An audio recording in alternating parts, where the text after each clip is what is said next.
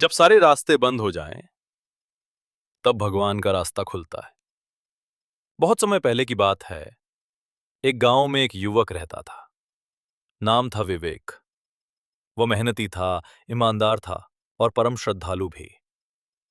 उसके जीवन का एक ही उद्देश्य था, अपने माता पिता को खुश रखना, जीवन में कुछ बड़ा करना और किसी का बुरा ना करना। विवेक ने खेती शुरू की, लेकिन 3 साल तक सूखा पड़ा। फिर एक छोटा व्यापार शुरू किया, लेकिन किसी रिश्तेदार ने धोखा दे दिया। उसने नौकरी के लिए दर दर ठोकरें खाईं, पर हर बार असफलता ही हाथ लगी। धीरे धीरे गांव के लोग उसे ताना मारने लगे। भगवान में इतना विश्वास करता है, फिर देखो उसकी हालत। कर्म करेगा तभी फल मिलेगा, पूजा पाठ से क्या होगा। विवेक का मन टूटने लगा। एक दिन वो अकेले जंगल की ओर निकल पड़ा। वहां एक बड़ी चट्टान के पास बैठ गया और फूट फूट कर रोने लगा।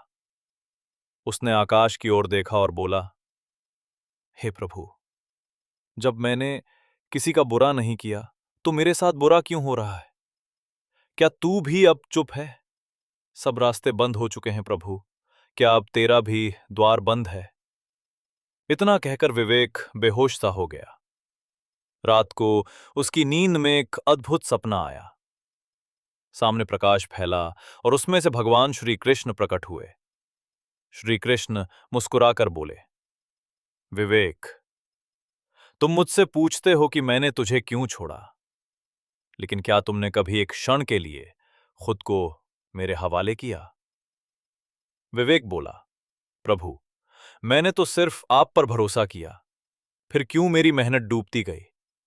जब सब दरवाजे बंद हो गए तो आपने रास्ता क्यों नहीं दिखाया? भगवान श्री कृष्ण धीरे से पास आए और बोले, मैं एक कथा सुनाता हूं। एक बार एक बच्चा अपने पिता के साथ पहाड़ पर चढ़ रहा था। अचानक उसका पांव फिसला और वो गिरने लगा। उसने चिल्लाकर कहा, पिता, पकड़ो। पिता ने कहा, बेटा हाथ बढ़ा।